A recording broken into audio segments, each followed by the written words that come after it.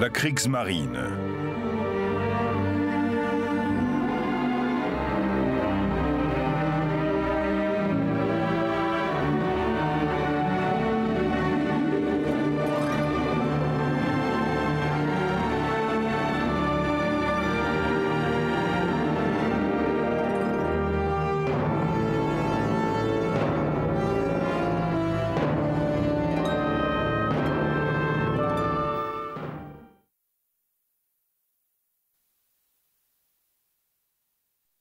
Le Kaiser était fasciné par la mer. Ses meilleurs souvenirs d'enfance étaient ceux passés à jouer à Osborne, sur l'île de Wight, la propriété de bord de mer de sa grand-mère, la reine Victoria. De Portsmouth, il pouvait apercevoir des navires de toutes classes.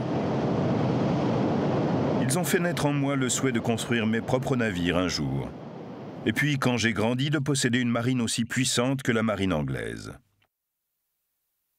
À la mort de son père, le Kaiser Frédéric III, en 1888, Guillaume fut couronné empereur de la nation la plus dynamique du continent européen. Un empire qui s'était développé largement grâce à la politique habile et volontariste du chancelier Otto von Bismarck et à la puissance de l'armée prussienne.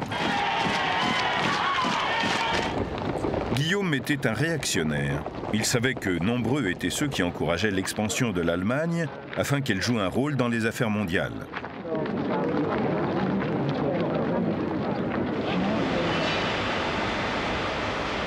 L'industrie de son pays était équivalente à celle de la Grande-Bretagne. Donc pourquoi ne pas transformer cette puissance économique en puissance politique au niveau mondial? Quel meilleur symbole pour une puissance mondiale qu'une marine puissante? Après la chute de Bismarck en 1892, la voie était ouverte pour le nouveau Kaiser et ses partisans. À partir de 1900, l'Allemagne commença à bâtir une puissance navale et terrestre, quelles qu'en soient les conséquences.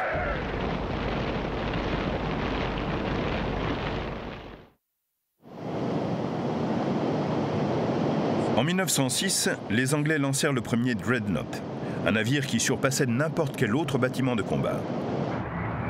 John Fisher, amiral de la flotte, pensait que le coût de construction de ces nouveaux navires de guerre et l'adaptation des bassins pour les entretenir rendaient leur fabrication par l'Allemagne totalement inaccessible.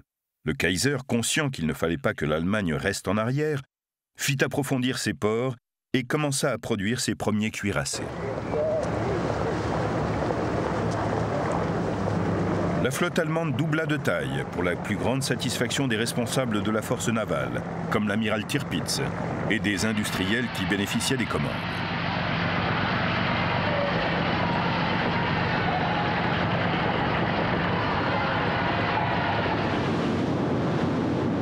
Une course à l'armement se jouait entre l'Angleterre et l'Allemagne en vue d'une confrontation pour la domination du nord-ouest de l'Europe.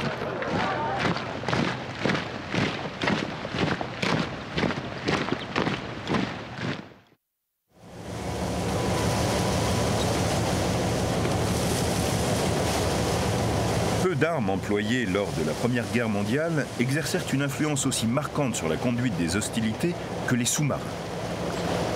Le pays indissociable du développement de la guerre sous-marine fut l'Allemagne. La guerre sous-marine se déroula sur deux fronts distincts. La guerre contre les navires de guerre de surface et celle contre les navires marchands. Au début du conflit, les stratèges navals ne pensaient qu'à la guerre de surface. Les premiers grands succès allemands dans la guerre sous-marine avaient créé un véritable climat de peur des sous-marins chez les commandants de la flotte de surface, les rendant parfois peu désireux de risquer leurs navires dans les eaux ennemies.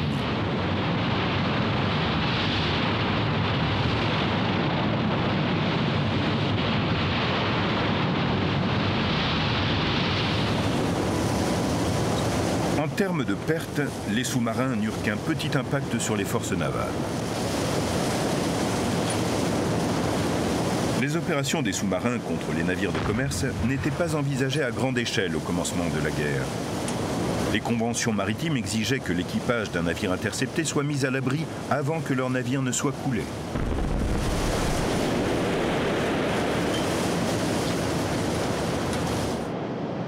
L'habitude de lancer une attaque à la torpille sans aucun préavis ni alerte mit un certain temps à s'imposer.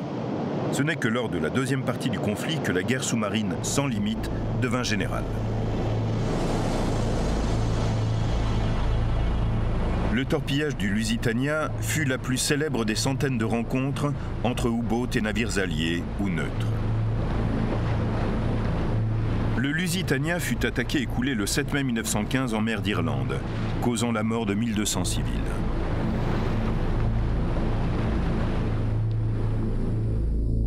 La marine allemande décerna une médaille d'honneur à l'équipage du sous-marin, tandis que la propagande alliée fustigeait l'événement et ses commémorations.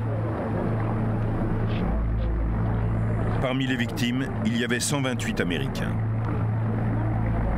Cette action s'avéra être un moment crucial du conflit, participant à faire basculer l'opinion publique américaine de l'isolationnisme vers l'acceptation de son implication dans la guerre.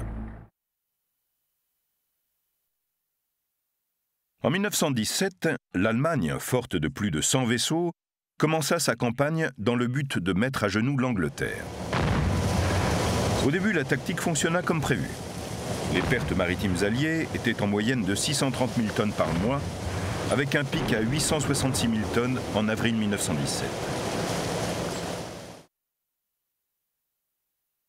Ces pertes conduisirent à la mise au point de principes de convoi pour les Alliés, une idée à laquelle l'amirauté était hostile, désireuse qu'elle était de garder sa flotte de surface pour des opérations plus conventionnelles. Au début 1918, les Allemands étaient en passe de perdre la guerre sous-marine, et mois après mois, le flux d'approvisionnement de matériel, militaire ou non, vers l'Angleterre augmentait régulièrement en volume.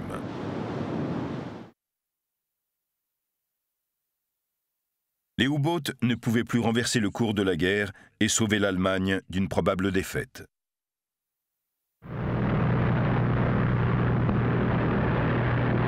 Après les premiers mois de conflit au cours desquels il y eut quelques affrontements en haute mer, la guerre maritime en surface se déplaça dans les eaux européennes.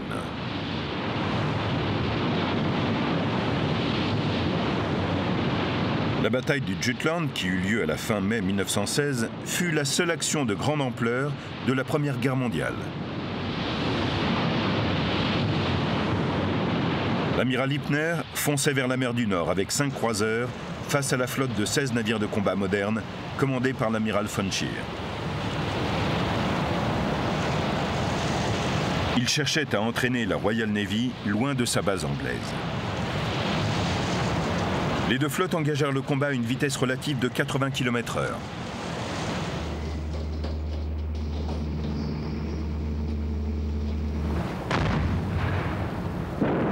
Il fut rapidement évident que l'armement allemand était largement supérieur à celui de la Royal Navy.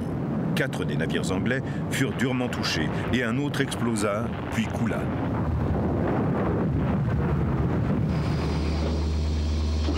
Les navires de soutien anglais arrivèrent sur place et commencèrent à tirer sur la flotte allemande, mais n'arrivèrent pas à stopper les croiseurs allemands. Ceux-ci s'éloignèrent, coulant un autre croiseur anglais. Le combat durait depuis 90 minutes.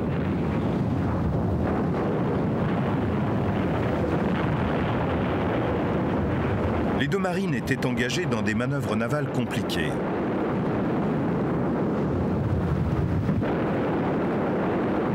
En dépit de son armement bien plus puissant, la flotte allemande fut écrasée par le nombre. C'est ce qui décida von Scheer à faire demi-tour. Bien que d'un point de vue tactique, la Royal Navy ait remporté cette bataille, ses pertes étaient bien plus lourdes que celles subies par la marine impériale allemande. La marine allemande ne risqua plus sa flotte durant le reste de la guerre.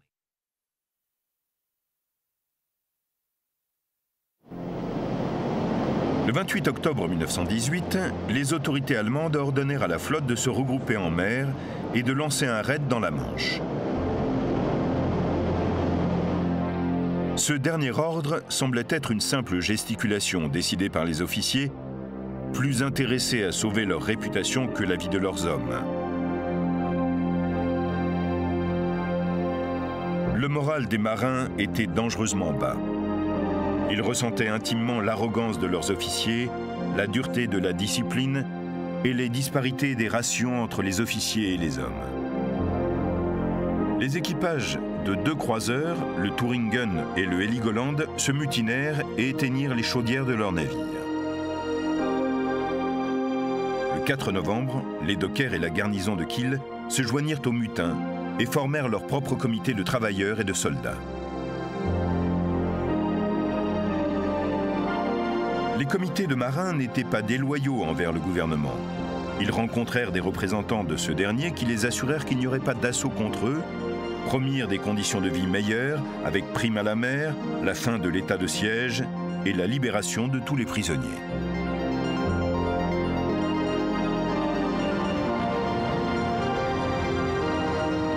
En 1918, la guerre était perdue. La flotte allemande de haute mer fut conduite à la base de Scapa Flow dans les Orcades.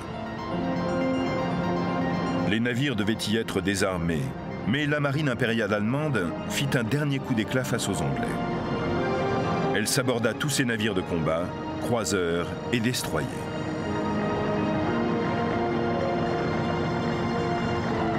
La décision de von Reuters de s'aborder la flotte coûta à l'Allemagne tous ses navires de guerre.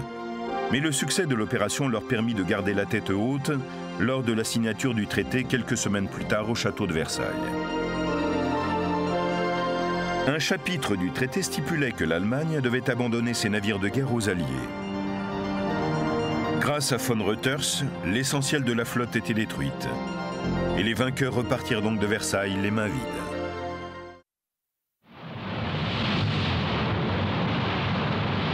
À la fin de la guerre, le reste de la puissante marine de l'Allemagne fut démantelé selon les termes de l'armistice, ne l'autorisant à conserver que quelques petites unités pour la défense côtière. La construction de tout nouveaux bâtiments serait soumise à des limitations de taille. Ainsi, tous les navires allemands seraient bien plus petits que ceux de n'importe quel autre pays.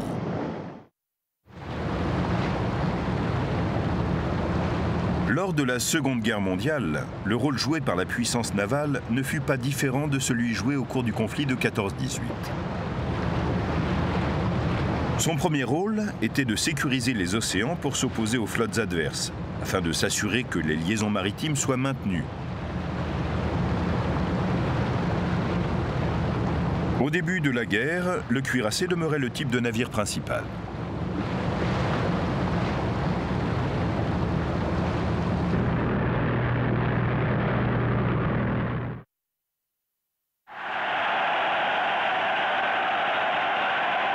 Pendant la course à l'armement, Hitler avait décrété que la marine allemande devait être assez forte pour égaler la flotte anglaise.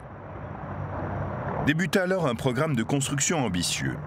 En revanche, le grand amiral Erich Raeder, commandant en chef de la marine, pressentait qu'un tel plan était sans espoir et que l'Allemagne ne pourrait jamais égaler en surface la puissance de la Royal Navy. À la place, il penchait pour un programme de construction de sous-marins, afin de pouvoir couper les liaisons maritimes britanniques.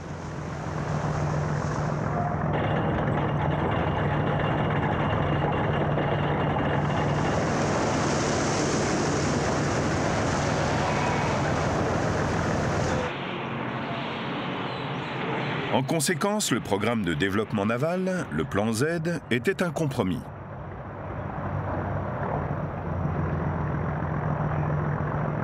Il y aurait quelques nouveaux navires de ligne et une mise à niveau de la flotte existante.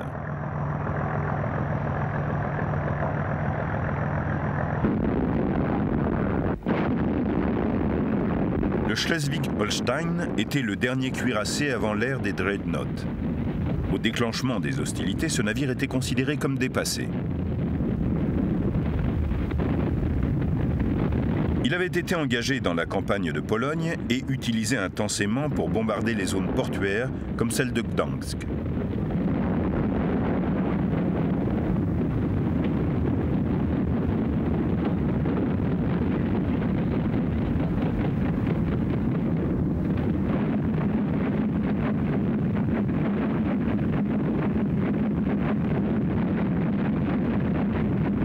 Le navire entra dans le port avec des troupes d'assaut à son bord. Pendant l'attaque, le bombardement ne s'interrompit pas et dura toute la journée et la nuit suivante.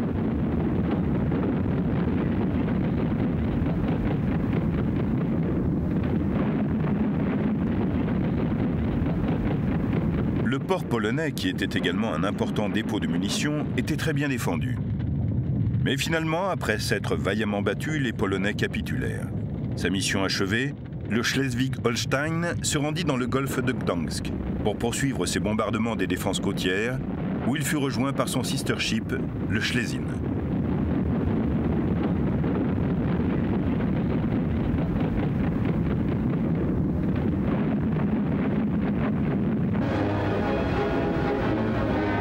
Cette opération avait ouvert la voie du port de Gdansk pour les navires de transport de troupes.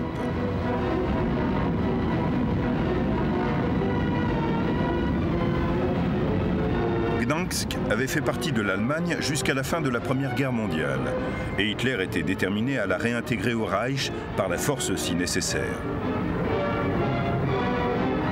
Le 2 septembre, Hitler avait prévenu les Alliés qu'il se retirerait de Pologne s'il était autorisé à conserver Gdansk et le fameux couloir polonais.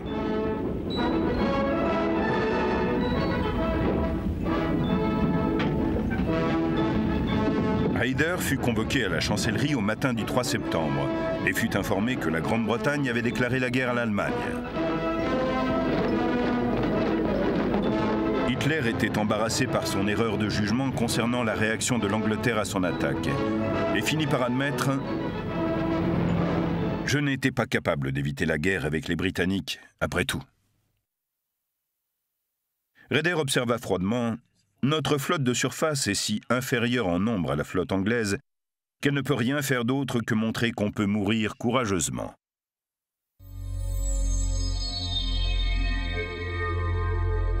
L'amiral Graf Spee était le troisième des cuirassés de poche allemands, mais allait devenir le plus célèbre.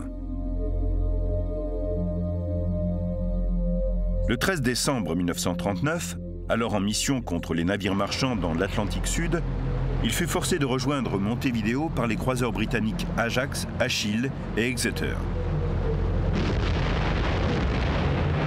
La bataille qui suivit mit à jour les faiblesses fondamentales du concept des navires blindés, car le Graf Spee n'était pas assez rapide pour semer les croiseurs rapides anglais, et ses tourelles triples de 280 mm étaient dépassées pour engager les trois cibles très mobiles.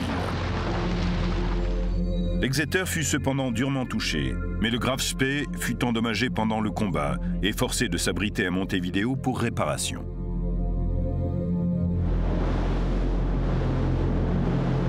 Induit en erreur par des Anglais laissant croire que de puissants renforts étaient proches, Lonsdorff reçut l'ordre d'Hitler d'éviter l'humiliation de la reddition de son navire.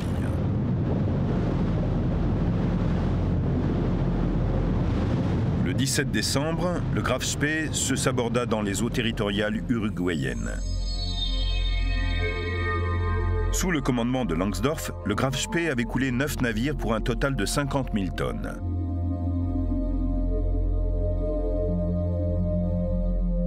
Pas un seul de ces marins, officiers ou passagers ne perdit la vie dans ces opérations.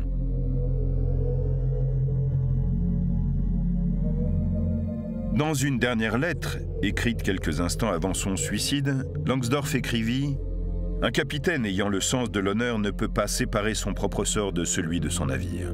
Je peux seulement prouver par ma mort que les forces combattantes du Troisième Reich sont prêtes à mourir pour l'honneur de leur drapeau. »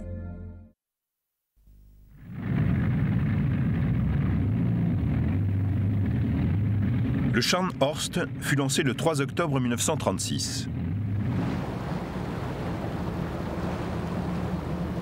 Ce navire rapide et robuste pesait 32 000 tonnes. Son sister ship, le Gneisenau, fut lancé 2 mois plus tard.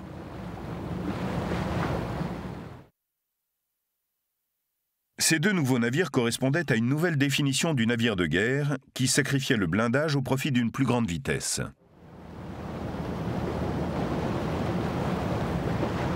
Le Scharnhorst et le Gneisenau passèrent la première partie de la guerre en mer, à traquer les convois de navires marchands dans l'Atlantique Nord. En 1939, ils interceptèrent un convoi au large de l'Islande, escorté par le Rawalpindi, un navire marchand converti en croiseur armé. Il fut coulé par le Scharnhorst, mais son sacrifice permit au convoi de s'échapper. Le Scharnhorst et le Gneisenau échappèrent à la Home Fleet britannique et retournèrent sans dommage à leur port d'attache. L'objectif de toute cette affaire était la guerre commerciale. Nous n'étions pas le seul navire de combat dans l'Atlantique. Les croiseurs blindés, qui furent plus tard rebaptisés Admiral Scheer et Graf Spee, avaient déjà été engagés avant nous. Le Scheer était notre modèle et avait déjà été couronné de succès. Nous avons reçu l'ordre de mener nos attaques selon les mêmes méthodes, c'est-à-dire de naviguer et de trouver autant de convois et de navires marchands que possible, de les détruire ou de les capturer, et dans ce cas de les ramener à bon port. Les Britanniques avaient déjà ajouté du blindage à leurs navires de commerce et formé des convois pour leur protection. Certains étaient armés et parfois accompagnés de cuirassés ou de croiseurs. Nous ne nous risquions pas toujours à affronter un navire qui pouvait avoir un meilleur armement que le nôtre, ce qui pouvait avoir des conséquences graves. Nous pouvions y perdre notre navire ou l'endommager au point d'être obligés de battre en retraite, ce qui nous aurait retiré du front pendant le temps des réparations ou même définitivement. Dans nos flottes de combat, de nombreux navires étaient utilisés pour la reconnaissance. Des avions étaient chargés d'explorer les mers pour trouver les convois, en particulier ceux sans escorte. Parfois, ces navires marchands étaient camouflés et équipés de canons. Malheureusement, la plupart des navires et des convois qui naviguaient sans escorte étaient des navires qui n'emportaient aucune cargaison d'importance ou qui étaient même vides. Mais ça ne nous arrêtait pas. Avant d'engager et de commencer à tirer, nous donnions toujours l'opportunité aux convois de stopper et de se rendre. Nous attaquions ceux qui arboraient le drapeau de guerre ou qui émettaient des appels au secours en morse à la radio. Nous avons capturé quelques navires. La plupart du temps, nous opérions seuls. En fait, le Scharnhorst et le Gneisenau agissaient indépendamment l'un de l'autre. Mais les deux navires étaient sous les ordres du commandant de la flotte de combat. Bien que nous appartenions à la même force, nous venions rarement au contact, sinon pour recevoir de nouveaux ordres concernant notre poste ou nos zones de reconnaissance. Pendant la campagne de l'Atlantique, nous sommes restés en mer pendant 9 semaines.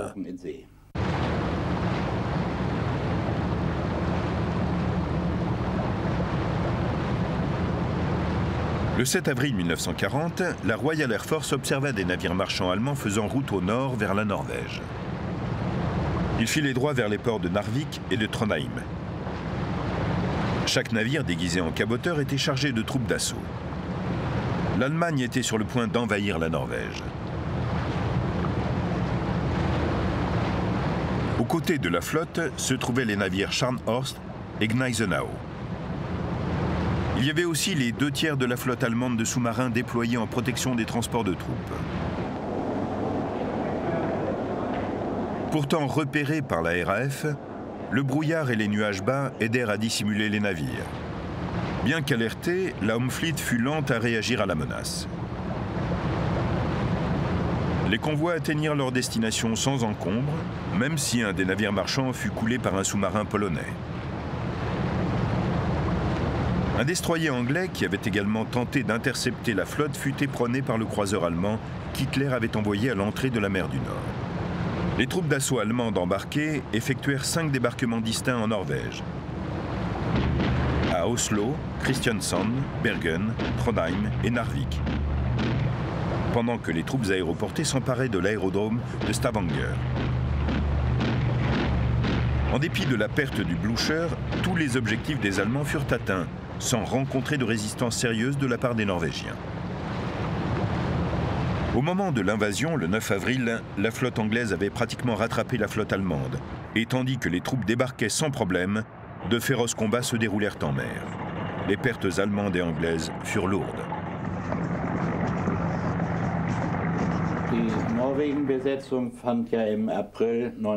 Nous avons participé à l'attaque de la Norvège en avril 1940.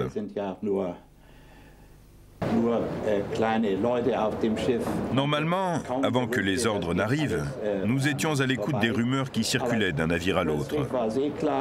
La plupart d'entre nous furent cependant surpris lorsque les ordres furent donnés. Nous devions tous immédiatement partir en mer sans préavis.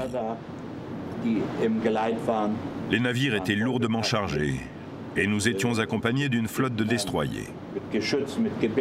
Ces destroyers étaient bourrés de munitions, d'armements et d'équipements. Nous avons navigué vers les côtes de Norvège et en route, on nous a annoncé notre destination, Narvik. Notre boulot était d'accompagner les destroyers jusqu'au port, de les protéger pendant qu'ils y entraient, que les troupes débarquaient, que tout l'équipement et les munitions étaient déchargés, puis de les protéger sur le chemin du retour. Le voyage était difficile. Le vent violent et la mer démontée. C'était pire pour les destroyers. C'était si agité qu'à un moment du matériel passa par-dessus bord, et pas seulement du matériel. Quelques hommes aussi tombèrent à l'eau. C'était dur. Nous avons finalement accompagné les destroyers jusqu'à Narvik, où ils ont déchargé. C'est au petit matin, alors qu'il faisait encore sombre, que la flotte anglaise nous a rattrapés.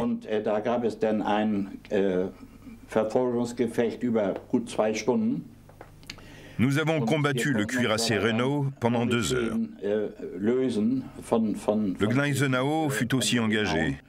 Nous avons réussi à nous échapper et à filer vers nos destroyers, car nous devions les sortir de là sans dommage. Cependant, nous avons été informés que ce n'était plus nécessaire car les Anglais avaient attrapé les nôtres sur le chemin du retour et qu'ils étaient tous perdus. Les missions que nous avons menées pendant la campagne norvégienne, et j'en ai fait 5 de plus, duraient généralement 1 semaine. Parfois, elles duraient 3 semaines. La plus longue d'entre elles dura 9 semaines, ce qui est plutôt dur au milieu de l'Atlantique. Nous avons navigué 18 000 milles nautiques.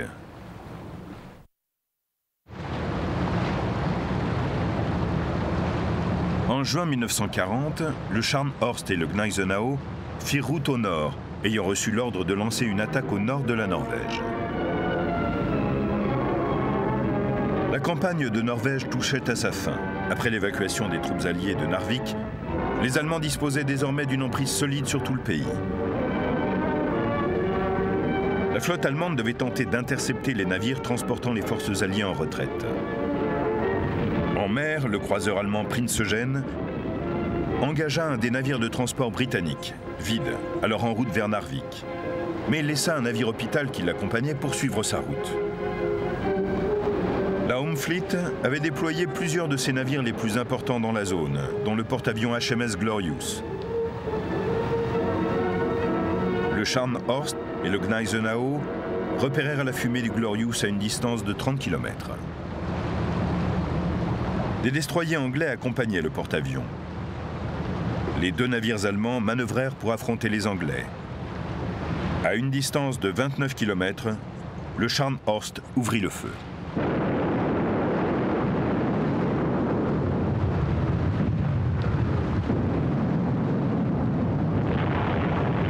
Les tirs allemands furent efficaces. Et après quelques minutes, le Glorious reçut un tir direct. Il commença à brûler, ce qui voulait dire qu'il ne pouvait plus lancer ses avions.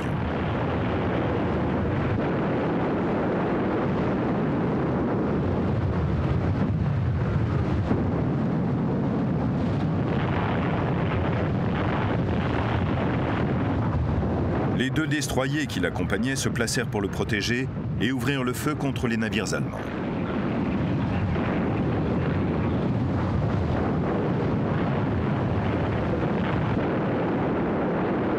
La distance entre les belligérants se réduisait.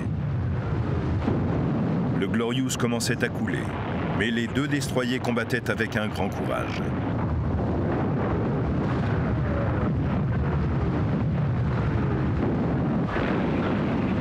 Le premier fut rapidement coulé. Le second, l'Ardent, fut également touché et coulé, mais pas avant qu'il ne lance 4 torpilles. Le Scharnhorst reçut un impact direct sur son tribord, faisant un trou de 4 mètres sur 10, juste sous une des tourelles principales.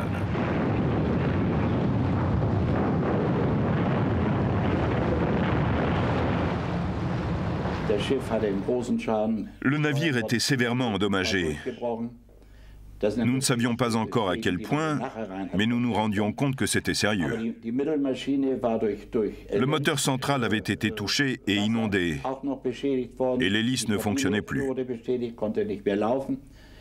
Par chance, nous avons réussi à rejoindre Trondheim sur un seul moteur. Mais nous pouvions entendre les arbres de transmission cogner lourdement. Nous sommes tout de même parvenus à bon port. Après une période de réparation à Brest, le Scharnhorst et le Gneisenau, ainsi que le Prinz Eugen, réussirent une des opérations les plus audacieuses de la guerre. Ils remontèrent la Manche à pleine vitesse.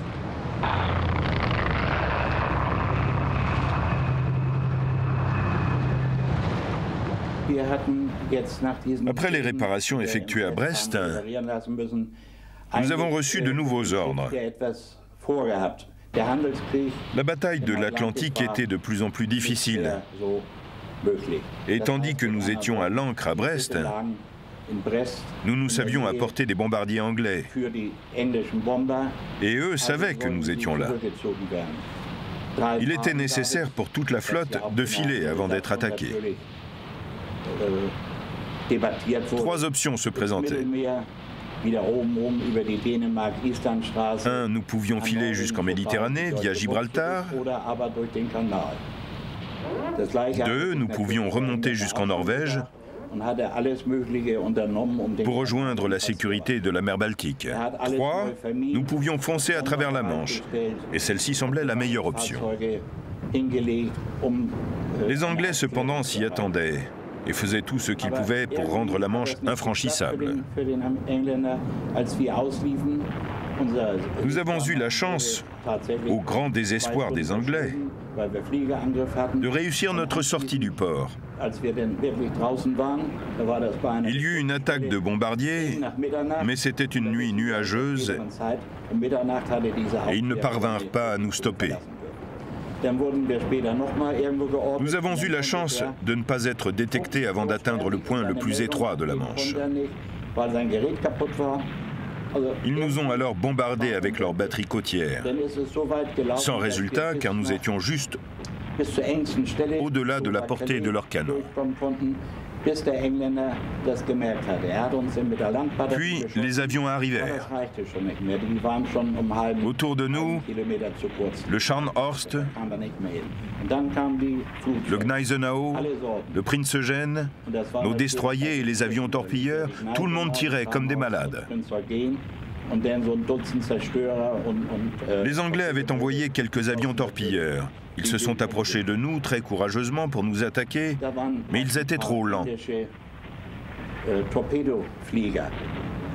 Ils n'eurent pas l'opportunité de tirer une seule torpille. Nous les avons descendus les uns après les autres avec nos batteries anti-aériennes. La chance était vraiment de notre côté. La Luftwaffe arriva et engagea les chasseurs et bombardiers anglais, parvenant à descendre de nombreux avions de la RAF. Tous nos navires parvinrent à sortir de la Manche sans dommage.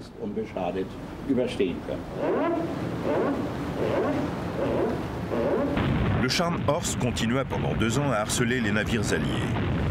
Mais en décembre 1944, il trouva une fin violente.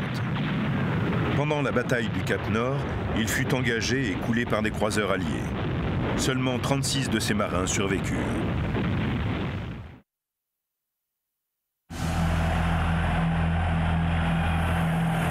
Le 14 février 1939, la coque massive d'un navire de guerre en cours de finition glissa dans les eaux de Hambourg. C'était le Bismarck.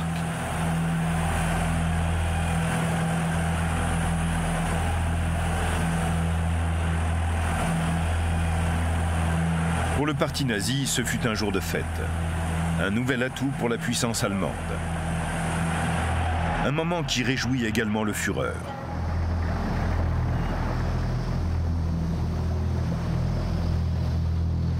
Le Bismarck était l'un des plus solides, un des plus grands, un des plus puissants et des plus modernes cuirassés de toutes les marines du monde. La légende du Bismarck se construisit en seulement 277 jours. Seulement 277 jours entre son lancement et son naufrage.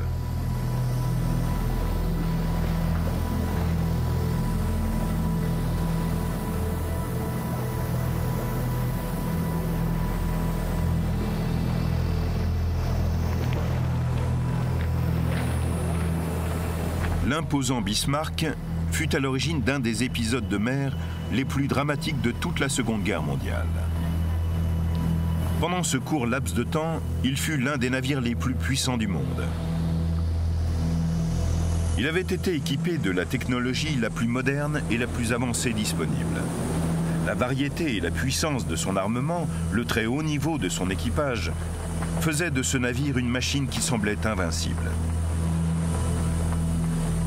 Le Bismarck, qu'aucune marine du monde ne pouvait contrebalancer, était la représentation d'une Allemagne sur le chemin de la victoire.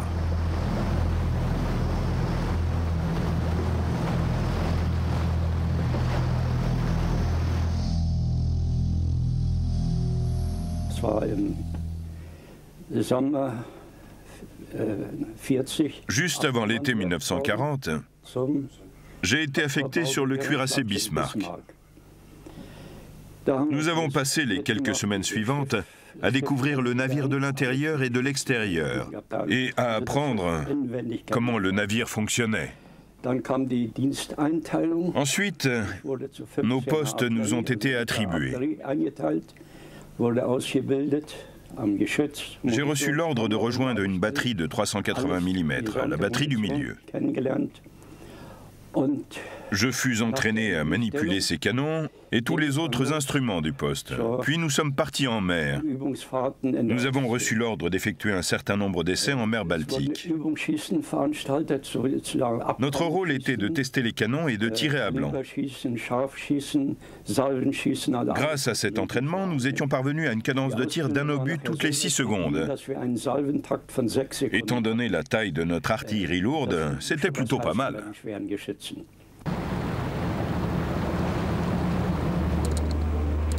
Les Anglais attendaient que le Bismarck bouge.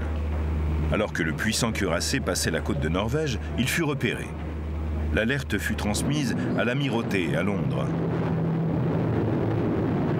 Un avion de reconnaissance de la RAF fut envoyé pour confirmation. Les photos aériennes envoyées à Londres corroborèrent l'information. C'était bien le Bismarck. Il était à l'ancre, caché au fond d'un fjord, avec ses navires d'escorte en train de refaire du carburant.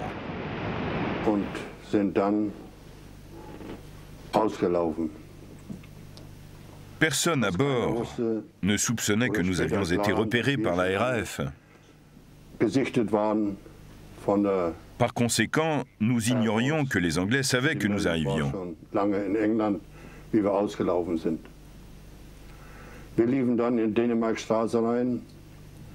Nous avons passé le détroit du Danemark le 22.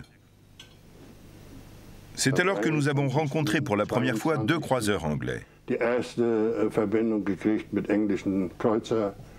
Ces 2 navires sortirent soudainement du brouillard. Nous avons eu l'autorisation d'ouvrir le feu, mais l'un des 2 a disparu à nouveau dans le brouillard. Nous ne pouvions ni le voir, ni lui tirer dessus.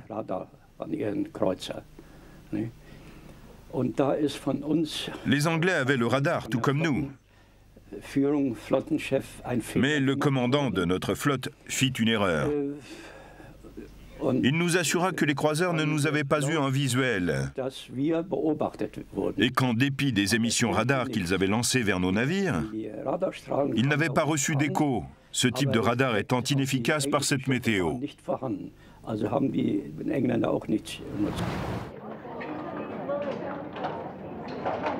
C'était faux. Les croiseurs Suffolk et Norfolk avaient vu le Bismarck, accompagné du Prince Eugène, et avaient eu toutes les informations grâce à l'alerte précédente.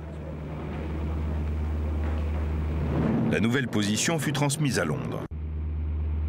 Alors que le Bismarck continuait sa route, un message fut envoyé au cuirassé Hood, lui donnant les coordonnées et l'ordre d'intercepter et d'engager le Bismarck.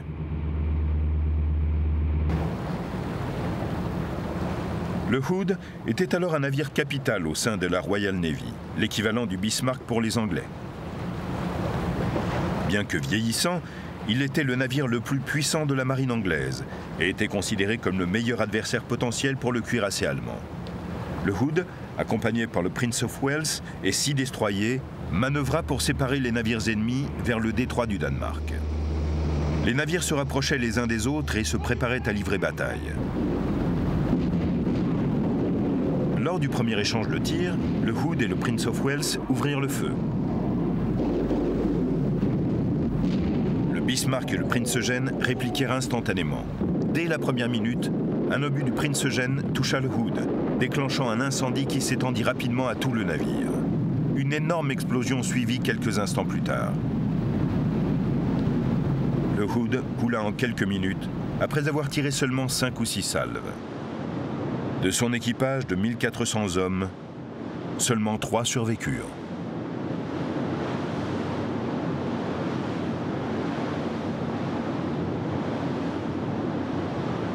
Après la destruction du Hood, le Bismarck et le Prince Eugène tournèrent leurs canons vers le Prince of Wales. Celui-ci fut également touché et forcé à cesser toute action offensive. Pendant ce temps, les 2 navires allemands filèrent au nord-ouest à travers les eaux danoises.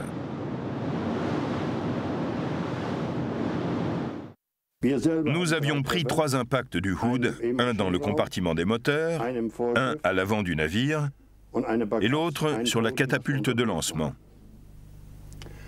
Nous avions des morts. Nous avons navigué un peu avant qu'il soit décidé que le Prince Eugène continue vers le Groenland et que nous, le Bismarck, tentions de rejoindre Brest à fin de réparation. Le problème était que la soudure entre la paroi et la deuxième salle des chaudières était sérieusement endommagée et que l'eau commençait à l'envahir. Nous étions toujours en alerte et vraiment très occupés. Quand de l'eau entre dans un navire, vous pouvez imaginer que c'est la pire chose qui puisse arriver.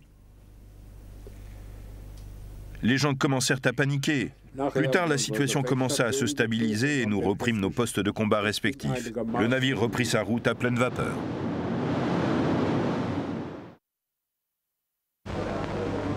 Pour les Anglais, la chasse commençait. Des Catalina décollèrent pour se joindre à la traque, cherchant dans le brouillard et les nuages. Ils savaient que le Bismarck filait à toute allure pour se mettre à l'abri.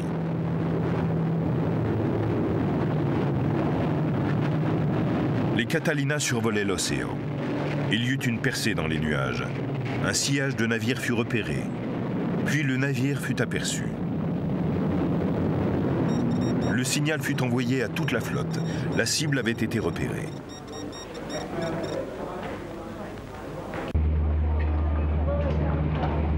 En quelques minutes, l'Ark Royal ainsi que toute la force H se rapprochèrent de la position. Le temps a été particulièrement mauvais dans la zone de la cible. Mais les équipages savaient qu'il n'y avait pas d'autres navires dans cette zone. Le Sheffield reçut l'ordre de trouver et de découvrir le Bismarck. L'Ark Royal ne fut pas informé de ce départ. Les avions de l'Ark Royal, volant dans des conditions difficiles, repérèrent un navire proche de la position où ils s'attendaient à trouver le navire allemand. Persuadés qu'il s'agissait du Bismarck, ils lancèrent leur attaque contre le Sheffield.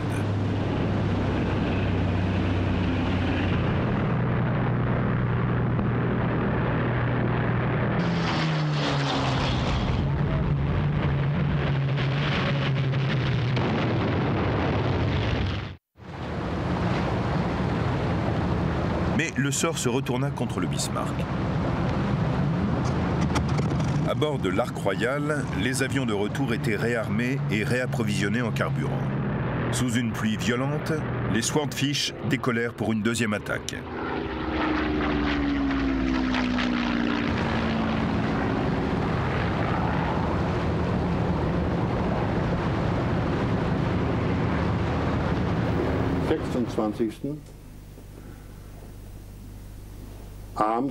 Le 26 au soir, Nous avons été attaqués pour la deuxième fois par les Swordfish anglais, des avions torpilleurs.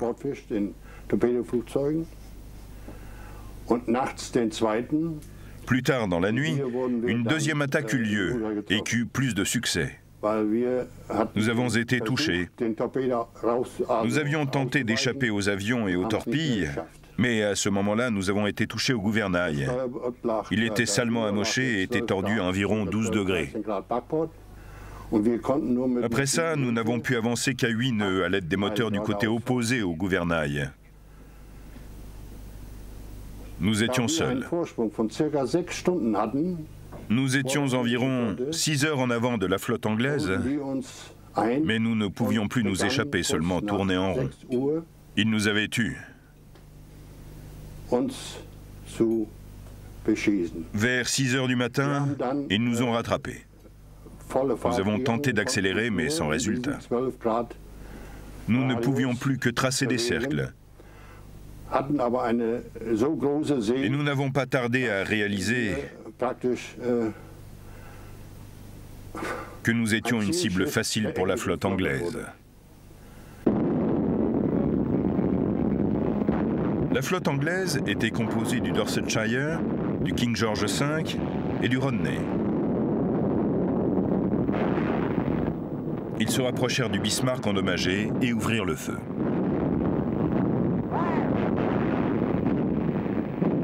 Les tirs anglais se succédèrent par salve pendant 1 heure entière.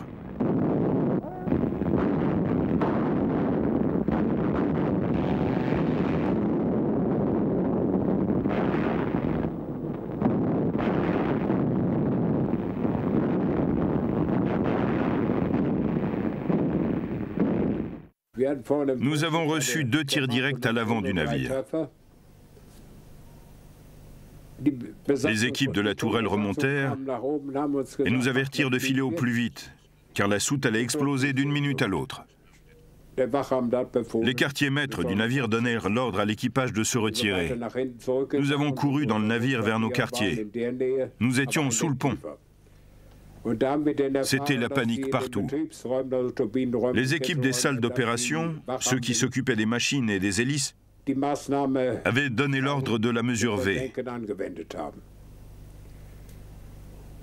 Le V signifiant Versunker, naufrage. Nous avions 15 minutes pour abandonner le navire. J'ai tenté d'ouvrir la porte de l'écoutille, mais c'était impossible à cause des débris qui étaient tombés dessus. J'ai crié pour que quelqu'un au-dessus tente de les bouger. Et par chance, quelqu'un a entendu mon cri et a pu les déplacer. J'ai laissé mes camarades sortir en premier et je me suis assuré que la pièce était vide. Il y eut un autre impact sur le pont. Nous avons perdu de nombreux hommes et beaucoup d'autres étaient salement blessés. J'ai tenté d'aller vers l'arrière. C'était une erreur de ma part. L'eau était en train de l'envahir. Je me suis donc sorti de là et je suis monté au niveau supérieur. Vous ne pouvez pas croire ce que j'ai vu là. J'étais sur le pont au niveau de la tourelle César. Il y avait au moins 50, peut-être 100 cadavres. Vous ne pouvez imaginer une telle vision d'horreur. En tout, 111 hommes du Bismarck furent sauvés, mais 2000 autres, dont tous les officiers, avaient péri.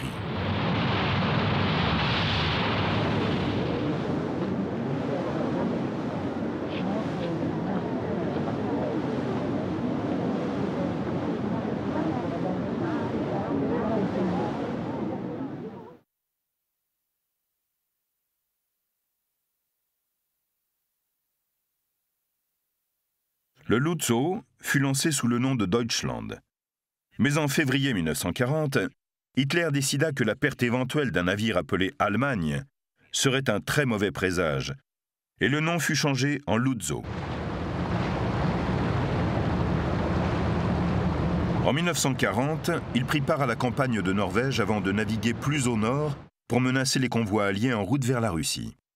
En décembre 1940, avec l'amiral Hipper, il prit part à un raid contre un convoi défendu par 8 destroyers.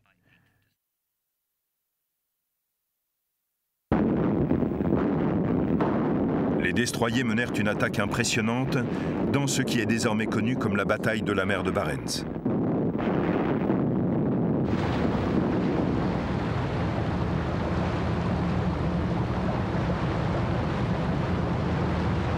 Finalement, les navires allemands furent forcés d'abandonner leur raid.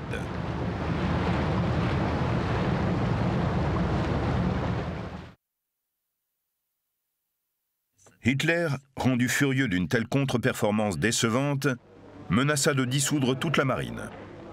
Les relations entre le Führer et le grand amiral avaient atteint un point de rupture. Raeder démissionna et fut remplacé par l'amiral Dönitz.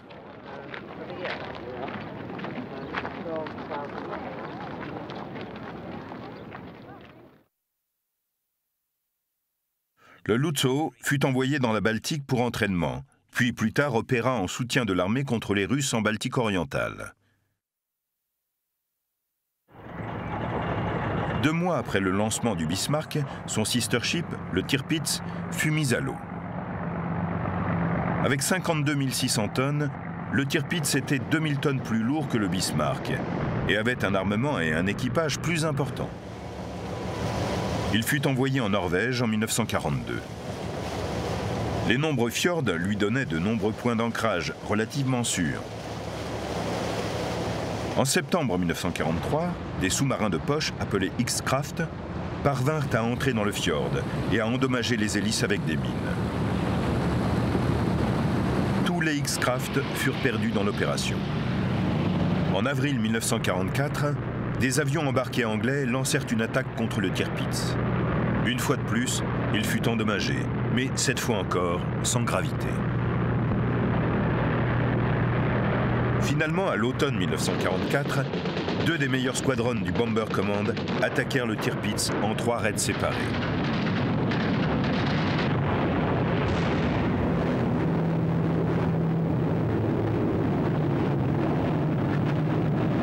Le 12 novembre, ils le touchèrent si sévèrement qu'il chavira.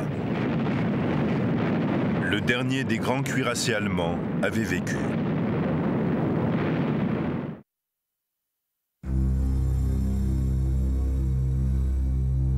Les cuirassés allemands avaient mené une longue et dure guerre, héroïque. Le Graf Spee s'était sabordé 10 jours avant l'invasion de la Pologne, alors que le Lützow était toujours en action au moment de l'invasion russe, 4 jours avant la mort du Führer. Aucun des grands navires de combat ne devait survivre au conflit.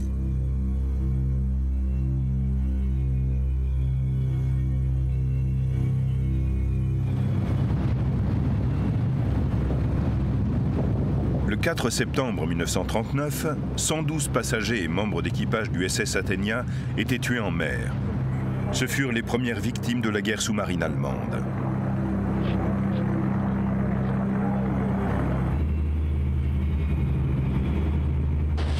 Cette attaque marquait le début d'une longue campagne, durant laquelle les pertes furent lourdes des 2 côtés.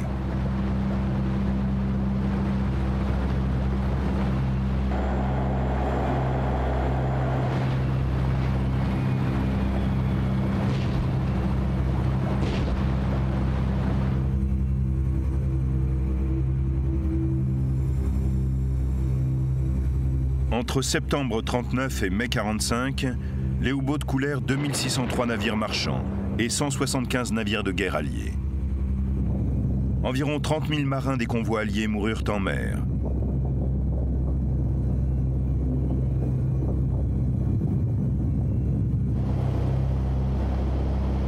En contrepartie, des 1162 U-boats construits pendant la guerre, 784 furent coulés. Et sur les 40 900 hommes affectés aux sous-marins, près de 26 000 moururent en mer.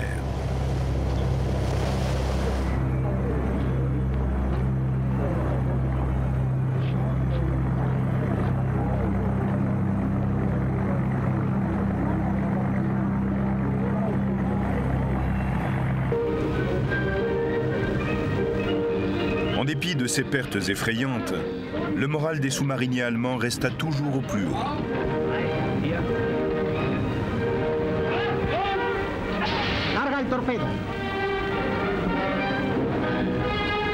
En mai 1943, ils subirent des pertes si lourdes qu'ils durent être retirés de la bataille de l'Atlantique. Mais dès que de nouvelles tactiques et de nouvelles armes furent prêtes, le combat reprit.